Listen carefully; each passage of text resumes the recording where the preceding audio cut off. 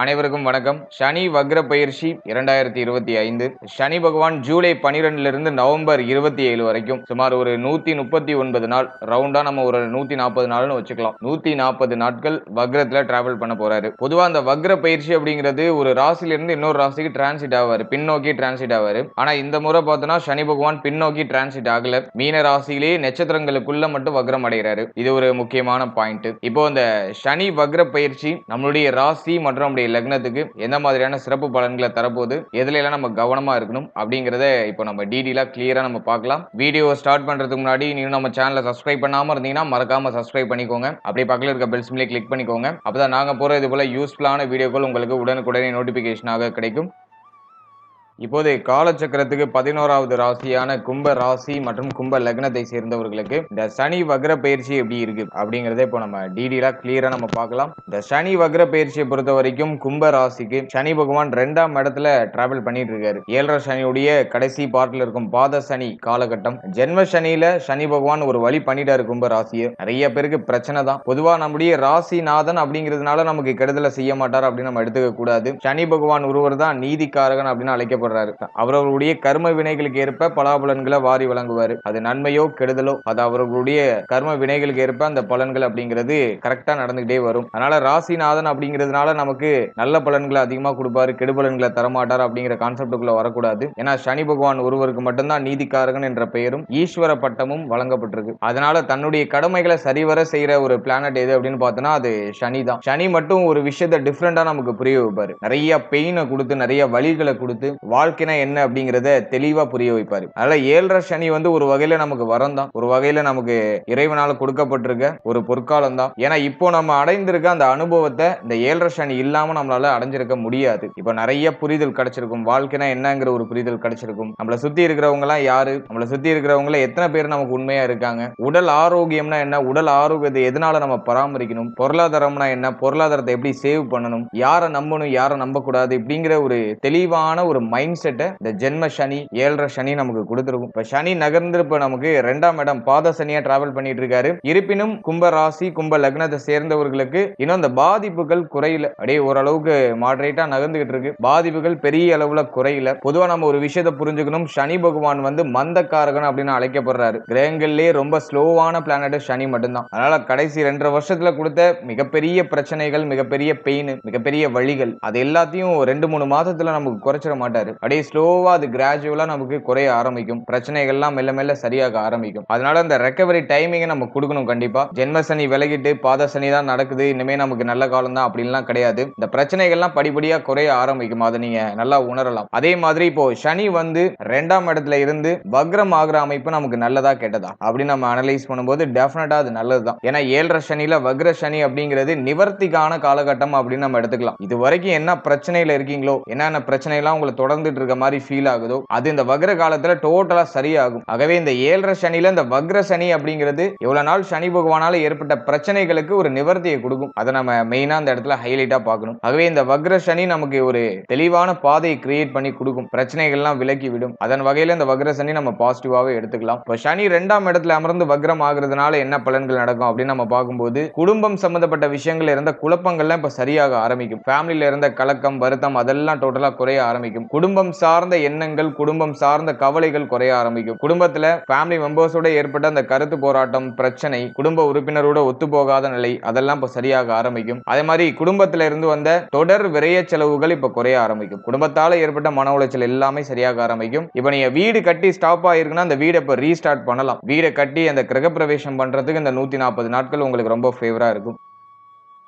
அதே மாதிரி வெளியில மற்றவங்கள்ட்ட கொடுத்த வாக்கை இப்ப காப்பாற்ற முடியும். பொருளாதார ரீதியா யாருக்காச்சும் வாக்கு கொடுத்துருக்கீங்க அப்படின்னா, ஏதோ ஒரு விஷயத்துக்கு இதை நான் பண்ணி தரேன்னு வாக்கு கொடுத்துருக்கீங்கன்னா அந்த கொடுத்த வாக்கை இப்ப காப்பாற்றலாம். அதுக்கு இந்த 140 நாட்கள் ரொம்ப ஃபேவரா இருக்கும். அதே மாதிரி 12ஆம் அதிபதி வக்ரம் ஆகுறதுனால நிறைய செலவுகள் மாத்தி மாத்தி கடந்த காலகட்டங்களில் இருந்திருக்கும். தற்போது வரைக்கும் அந்த நிலை நீடிச்சிட்டு இருக்க மாதிரி ஃபீல் ஆகும். ஆனா 12ஆம் தேதிக்கு மேல இருக்கக்கூடிய செலவுகள்லாம் குறையும். பொருளாதாரத்தை சேமிக்கிறதுக்கு ஏதோ ஒரு வகையில நமக்கு ஒரு ஆதார ஊற்று கிடைக்கும். பொருளாதார ரீதியா இருக்கக்கூடிய அந்த தடுமாற்றம், பிரச்சனைகள் பிரச்சனைகள்லாம் இப்ப குறைய ஆரம்பிக்கும். அது இந்த காலகட்டத்துல நான் ஒரு பெரிய பாசிட்டிவா பாக்குறேன். இந்த பேச்சு வார்த்தைகள்ல நிதானம் இல்லாத தன்மை கடந்த காலகட்டங்கள்ல இருந்திருக்கலாம். வார்த்தையை விட்டு மாட்டிக்கிறது, எப்படி பேசுறதுன்னு தெரியாம அவசரப்பட்டு வார்த்தையை விட்டு மாட்டிக்கிறது, அதெல்லாம் கடந்த காலகட்டங்கள்ல நமக்கு நிகழ்ந்திருக்கும். நம்மளால கண்ட்ரோல் பண்ணிருக்கவே முடியாது, என்ன பேசுறோம்னு புரிஞ்சிருக்காது. நம்ம நல்லதுக்கு ஒரு விஷயம் சொல்ல போய் அதை ஆப்போசிட்ல இருக்கிறவங்க தப்பா புரிஞ்சுக்கிட்டு அதை நம்ம மேலே ரிப்பீட் அடிச்சிருப்பாங்க. இந்த மாதிரியான சிச்சுவேஷன்லாம் கடந்த காலகட்டங்கள்ல மேக்ஸிமம் நிறைய பேருக்கு இருந்திருக்கும். நம்ம சொல்ற எண்ணம், நம்ம சொல்லக்கூடிய விஷயம் நல்ல விஷயமா தான் இருந்திருக்கும், அது நம்ம மனசுக்கு தெரியும். ஆனா ஆப்போசிட்ல உள்ளவங்க அதை தப்பா புரிஞ்சுக்கிட்டு நம்ம கிட்டே ஆர்குமெண்ட் பண்ணுவாங்க. இதுக்கு நம்ம சொல்லாமே இருந்திருக்கலாம் அப்படிங்கிற மாதிரியான மனநிலையை கடந்த காலகட்டம் நிச்சயமா கொடுத்திருக்கும். இப்போ அந்த வக்ர சனி பேச்சில தெளிவை கொடுத்துரும். நம்ம ஒரு விஷயம் சொல்ல வரதை கரெக்டா கன்வே பண்ணிடுவோம், ஆப்போசிட்ல இருக்கிற பர்சனுக்கு புரியுற மாதிரி நம்ம எடுத்து சொல்லிடுவோம். அதுக்கு இந்த காலகட்டம் ரொம்ப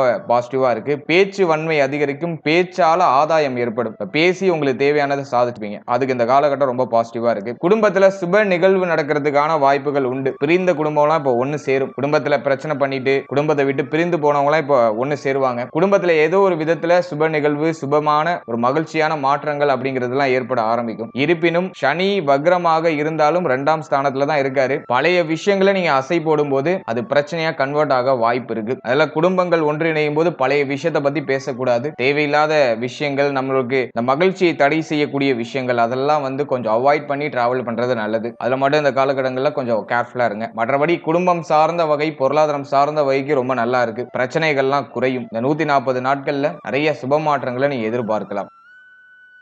அடுத்த சனியுடைய வக்ர பார்வை அப்படிங்கிறது நம்முடைய ராசிக்கு 4ஆம் இடம் சுகஸ்தானம், தாயார் ஸ்தானம், வித்யாஸ்தானத்துல பதியுது. கடந்த காலகட்டம்னு நம்ம எடுத்துட்டோம்னா தாய் சம்பந்தப்பட்ட விஷயங்கள்ல நிறைய செலவு இருந்திருக்கும். தாயாருக்கு உடல் ஆரோக்கியம் ஸ்டேபிளா இருந்திருக்காது. அதே மாதிரி தாயாரோட ஏதாச்சும் கருத்து போராட்டம் அதிகமா இருந்திருக்கும். தாய் பற்றிய கவலை அதிகமா இருந்திருக்கும். உங்களால தாயாருக்கோ தாயாரால உங்களுக்கோ ஏதாச்சும் மன வருத்தம் இருந்திருக்கும். அதே மாதிரி நம்மளுடைய ஹெல்த்தும் ஓரளவுக்கு ஸ்டேபிளா இருந்திருக்காது. அஷ்டமத்திலையும் சனி பார்வை பதியுது. அதனால ஹெல்த் கண்டிப்பா நிறைய பேருக்கு ஸ்டேபிளா இருந்திருக்காது. மனசுல நிறைய கவலை, ஆசைகள் நிறைவேறல அப்படிங்கிற ஏக்கம், நம்ம நினைச்ச வாழ்க்கைக்குள்ள நம்மளால போக முடியல அப்படிங்கிற மாதிரியான ஒரு விரக்தி மனநிலை. முயற்சி பண்றோம், நிறைய எஃபோர்ட் போடுறோம், ஆனா அதுக்கான ரிசல்ட் கிடைக்கல அப்படிங்கிற மாதிரியான ஒரு மன விரக்தி அது கடந்த காலகட்டத்தில் நமக்கு நிறையவே இருந்திருக்கும். அதே மாதிரி படிப்பு சம்பந்தப்பட்ட விஷயங்கள்ல மாணவ மாணவிகளுக்கு கவனம் செலுத்த முடியல அப்படிங்கிற மாதிரியான கவன சிதறல், அது சார்ந்த விஷயங்கள்ல நிறைய டிஸ்ட்ராக்ஷன்ஸ் இருந்திருக்கும். ஆனா இப்போ இந்த வக்ர சனி பார்வையால தாயார் சம்பந்தப்பட்ட விஷயங்கள் இருந்த வருத்தம், கவலைக்கு ஒரு நிவர்த்தி கிடைச்சிடும். தாயாருக்கு உடல் ஆரோக்கிய ரீதியா நல்ல ஒரு வளர்ச்சி, நல்ல ஒரு இம்ப்ரூவ்மெண்ட் இருக்கும். தாயாருடைய பூர்ணமான ஒத்துழைப்பு இப்போ உங்களுக்கு கிடைக்கும். அதே மாதிரி தாயாரோட ஏற்பட்ட அந்த கருத்து போராட்டம் சரியாக ஆரம்பிக்கும். உடல் ஆரோக்கிய ரீதியா பின்தங்கி இருக்கீங்கன்னா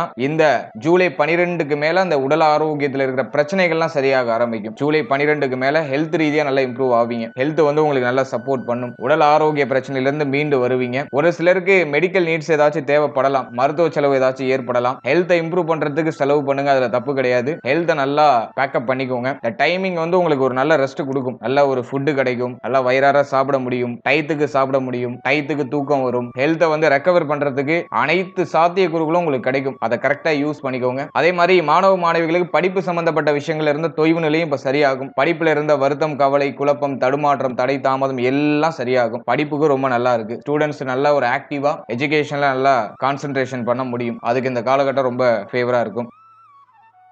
ஜென்ம ராகு நடக்குது, சிந்தனை குழப்பம் நிறைய இருக்கும். இது பண்ணுவோமா, அது பண்ணுவோமா, அப்படி பண்ணுவோமா, இப்படி பண்ணுவோமா அப்படிங்கிற மாதிரியான யோசனை நிறைய கொடுக்கும். அதே மாதிரி ஆசைகளை அதிகமா கொடுக்கும். மனசு வந்து அதிகமா ஆசைப்படும், மூளை நிறைய விஷயங்களை தேடும், நிறைய யோசிக்கும். இதை மட்டும் கொஞ்சம் நியூட்ரலைஸ் பண்ணிக்கோங்க. ஏன்னா ஜென்ம ராகு மேக்சிமம் நல்லது கிடையாது. குரு பார்வையில் இருக்கிறதுனால அதை எல்லாத்தையும் கண்ட்ரோல் பண்றதுக்கு முயற்சி பண்ணுவீங்க. என்னை பொறுத்த வரைக்கும் ஓவர் திங்கிங் எதுலையும் இல்லாம இருந்தா பெட்டரா இருக்கும். அடுத்தது அஷ்டமத்துல சனி பார்வை. கடந்த காலகட்டங்களில் ஏதாச்சும் வம்பு, வழக்கு, பிரச்சனை, கெட்ட பெயர் ஏதாச்சும் இருந்துச்சுன்னா அந்த இருக்கக்கூடிய கரைகள் எல்லாம் இப்ப சரியாக ஆரம்பிக்கும். ஜூலை 12க்கு மேல உங்க மேல இருக்கிற அந்த பிளாக் மார்க் எல்லாம் இப்ப ரிமூவ் ஆக ஆரம்பிக்கும். வம்பு வழக்கு ஏதாச்சும் இருக்குனாக்கா அது இப்ப சரியாகும். கோர்ட்டு கேஸ்ல ஏதாச்சும் பிரச்சனை போயிட்டு இருக்குனாக்கா அந்த கோர்ட்டு கேஸ்ல உங்களுக்கு சாதகமான தீர்ப்பு கிடைக்கும். சோ அதுக்கு இந்த காலகட்டம் ரொம்ப ஃபேவரா இருக்கு. அதே மாதிரி உங்களுடைய பிரைவேட் பார்ட், கழிவு நீக்க உறுப்புகள் ஏதாச்சும் பிரச்சனை இருக்கு அப்படின்னா அது இப்போ சரியாகும். அதே மாதிரி இந்த உணவு முறைகள் இருந்த பிரச்சனைகள் சரியாகும். கடந்த காலகட்டங்களில் சரியான சாப்பாடு கிடைச்சிருக்காது, வெளியிடங்கள் அதிகமா சாப்பிட வேண்டிய சூழ்நிலை ஏற்பட்டிருக்கலாம். வயிறு புண்ணாகிறது,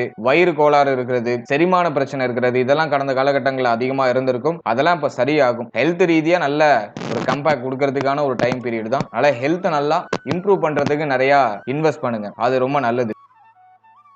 அடுத்தது சனி பகவானுடைய 10வது பார்வை அப்படிங்கிறது நம்மளுடைய ராசிக்கு 11ஆம் இடத்துல பதியும். இந்த 11ஆம் இடத்துல சனியுடைய பார்வை இருக்கும்போது பொதுவா பார்த்தோம்னா மூத்த சகோதரத்துவம், பொருளாதாரம் சம்பந்தப்பட்ட விஷயம் இதெல்லாம் ஒரு மாதிரி ஏற்றத்தாழ்வுகளை கொடுத்துரும். கடந்த காலகட்டம் வந்து மூத்த சகோதரத்துவத்தோட மேக்சிமம் ஒத்து போயிருக்காது. அப்படி இல்லைன்னா அவர்கள் சார்ந்த வகையில் ஏதாச்சும் விரைய செலவு இருந்திருக்கலாம், அவர்கள் சார்ந்த கவலைகள் ஏதாச்சும் இருந்திருக்கலாம். அதே மாதிரி பொருளாதாரம் எவ்வளவு சம்பாதிச்சாலும் ஒரு திருப்தியை கொடுத்திருக்காது, எவ்வளவு சம்பாதிச்சாலும் பத்தல அப்படிங்கிற மாதிரியான ஒரு மனநிலையை கொடுத்திருக்கும். நிறைய செலவையும் சேர்த்தே கொடுத்திருக்கும், பொருளாதார நிறைவை கொடுத்திருக்காது. நிறைய உழைச்சிருப்போம், ஆனா அதுக்கான ஒரு அங்கீகாரம், அதுக்கான ஒரு தகுந்த ஊதியம் கிடைச்சிருக்காது. ஆனா இப்போ சனி வக்ரமாகி 11ஆம் இடத்தை பாக்குறதுனால நீங்க உழைக்கிற உழைப்புக்கான ஊதியம் உங்களுக்கு கிடைச்சிடும். உங்களுக்கு சம்பள உயர்வு, பதவி உயர்வு இதெல்லாமே இந்த காலகட்டங்கள்ல பாசிபிளா இருக்கு. பொருளாதார ரீதியா ஒரு தன்னிறைவு அடைகிறதுக்கு ஒரு ஏதுவான காலகட்டம். உங்களுடைய கமிட்மெண்ட் எல்லாம் ஃபுல்ஃபில் பண்றதுக்கு தேவையான பொருளாதாரம் உங்களுக்கு கிடைச்சிடும். பொருளாதாரத்துல இருந்த தடை தாமதம் எல்லாம் இப்ப விலகும். வெளியில யாருக்காச்சும் நீங்க பண உதவி பண்ணிருக்கீங்கன்னா அந்த கொடுத்த பணம் இப்ப திரும்ப கைக்கு கிடைக்கும். அதுக்கு ரொம்ப பாசிட்டிவா இருக்கு. அடுத்தது மூத்த சகோதரத்துவம் சார்ந்த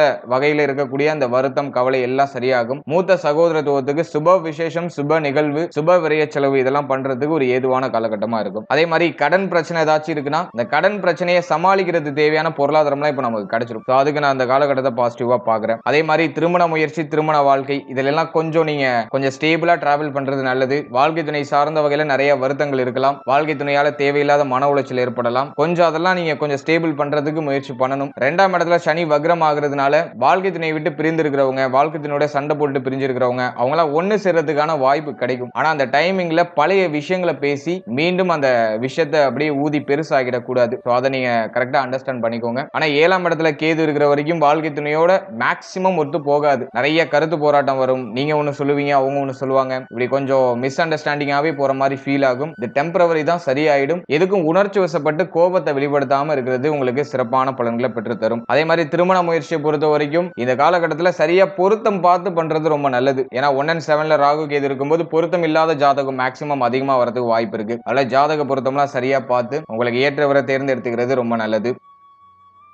அதே மாதிரி காதல் உறவு திருமண உறவா கன்வெர்ட் ஆகுமா அப்படின்னு பார்க்கும்போது காதல் உறவுல ஓரளவுக்கு மகிழ்ச்சி, ஓரளவுக்கு நிறைவு இதெல்லாம் ஓரளவுக்கு கிடைக்கும். இப்போ வந்து காதல் உறவு வந்து ஓரளவுக்கு பலப்படுற மாதிரியான ஒரு சிச்சுவேஷனுக்கு வரும். கடந்த காலகட்டம் நிறைய கசப்புகளை உங்களுக்கு கொடுத்திருக்கும், நிறைய மன வருத்தங்கள், மன போராட்டம், நிம்மதி இல்லாத சூழ்நிலையில கொடுத்திருக்கும். இப்ப குரு வந்து 5ஆம் இடத்துல இருக்கிறதுனால உங்களை விட்டுட்டு போனவங்க கூட இப்ப உங்களுக்கு திரும்ப உங்க கூட வந்து ஜாயின் ஆவாங்க. ஆனா ஜென்ம ராகு நடந்துகிட்டு இருக்கிறதுனால எதையும் ஏத்துக்க முடியாது, நிறைய சந்தேக குணம் வரும், மனசு எதையும் ஒத்துக்காது. அது ஜென்ம ராகு வந்து டிஃபால்ட்டா நமக்கு கொடுத்துரும். ஆனா பிரிந்தவர்கள்லாம் ஒன்னு சேருவாங்க. அதுக்கு வந்து இந்த காலகட்டம் பாசிட்டிவா இருக்கு. இருப்பினும் மனசு அதை ஏத்துக்காது அப்படிங்கறத யதார்த்தமான உண்மை. காதல் உறவை திருமண உறவா கன்வெர்ட் பண்றதுல ஒரு சில குழப்பம், பிரச்சனைகள்லாம் இருக்கு. ஆனா இந்த காலகட்டம், இந்த வக்ர சனி காலகட்டம் ஃபேமிலில கொஞ்சம் பேசணும்னாக்கா அதுல ஓரளவுக்கு கிரீன் சிக்னல் கிடைக்கிறதுக்கான வாய்ப்புகள் இருக்கு. இருப்பினும் 7ஆம் இடத்துல கேது இருக்கிற வரைக்கும் பார்த்தோம்னா இந்த திருமண முயற்சி காதல் உறவு திருமண உறவா கன்வெர்ட் ஆகிற அதுல ஒரு சில நடைமுறை சிக்கல்கள் இருக்கிறது வாய்ப்பு இருக்கு. அதை நம்ம கொஞ்சம் பொறுமையால ஹேண்டில் பண்ணி எடுத்துட்டு போறது சிறப்பு. அதே மாதிரி குழந்தை பாக்கியம், பிள்ளைகள் சம்பந்தப்பட்ட விஷயம் இதெல்லாம் அனலைஸ் பண்ணும்போது குழந்தை பாக்கியம் இல்லாதவங்களுக்கு குழந்தை பாக்கியத்துல சுப செய்தி தாராளமா கிடைச்சிடும். பிள்ளைகளால ஏற்பட்ட மன உளைச்சல், மன உறுத்தம்லாம் சரியாயிடும். பிள்ளைகளுக்கு சுப விசேஷம், சுப நிகழ்வு ஏதாச்சும் பண்றது முயற்சி பண்ணுவீங்க.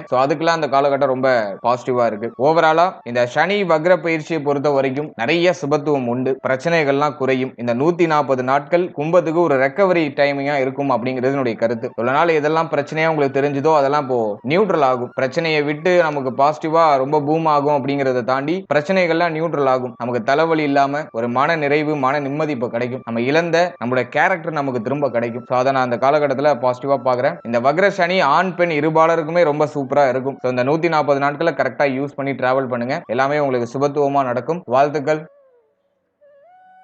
இப்போ நீங்க இதுவரையும் பார்த்தது கோச்சார ரீதியாக சொல்லப்பட்டிருக்க ஒரு பொது பலன் தான். இந்த பொது பலன் உங்களுடைய ஜனனகால ஜாதகத்தில் இருக்கக்கூடிய கிரக அமைப்பு, மேலும் உங்களுடைய ஜனனகால ஜாதகத்தில் நடக்கக்கூடிய தசா புக்தி அந்தரம் இதை பொறுத்து டெஃபினட்டா மாறுபடும். உங்களுக்கு ஒரு நல்ல யோக தசை நடக்குதுன்னா இந்த கோச்சார ரீதியா ஏற்படக்கூடிய பாதிப்புகள் எதுவும் உங்களுக்கு பெருசா தெரியாது, பாதிப்புகள் எதுவுமே உங்களை நெருங்காது. அதுவே அவயோக தசை நடக்குதுன்னா கோச்சார ரீதியா சொல்லக்கூடிய பாசிட்டிவான பலன்கள் எதுவுமே உங்களுக்கு பொருந்தாது. இங்க பூரா பாசிட்டிவா சொல்லியிருப்பாங்க, உங்களுக்கு நடக்கிறது பூரா நெகட்டிவா இருக்கும். எனவே சப்ஜெக்ட் உங்களுடைய இந்த தசா புக்திகளை நீங்க சரியா கால்குலேஷன் பண்ணி பாத்துக்கணும். உங்களுக்கு நல்ல யோக தசை நடக்குதா இல்ல அவயோக தசை நடக்குதா, இந்த டைம்ல ரிஸ்க் எடுக்கலாமா எடுக்க கூடாதா அப்படிங்கறத உங்களுடைய ஜனனகால ஜாதகத்தை வச்சு அந்த சப்ஜெக்ட்லாம் நீங்க பாத்துக்கணும். சோ இது உங்களுடைய குடும்ப ஜோதிடரை நீங்க அணுகும்போது உங்களுக்கு இன்னும் ஒரு தெளிவான ஒரு மனநிலையை அவங்க கிரியேட் பண்ணி கொடுப்பாங்க. அதே மாதிரி கோச்சாரம் அப்படிங்கிறது உங்களுடைய தற்போதைய மனநிலையை தான் குறிக்கும். உங்களுடைய மனசு தற்போதைக்கு எப்படி இருக்கு அதை வந்து கோச்சாரம் குறிக்கும். அது ஆக்ஷனா மாறுமா அப்படிங்கறத வந்து உங்களுடைய ஜனனகால ஜாதகம் தான் முடிவு பண்ணும். கொடுப்பினை தான் உங்களுக்கு முடிவு பண்ணும். அதாவது உங்களுடைய ஜனனகால ஜாதகத்தோட இந்த கோச்சாரத்தை கம்போஸ் பண்ணி பார்க்கும்போது உங்களுக்கு இன்னும் ஒரு கிளியரான அண்டர்ஸ்டாண்டிங் கிடைக்கும்.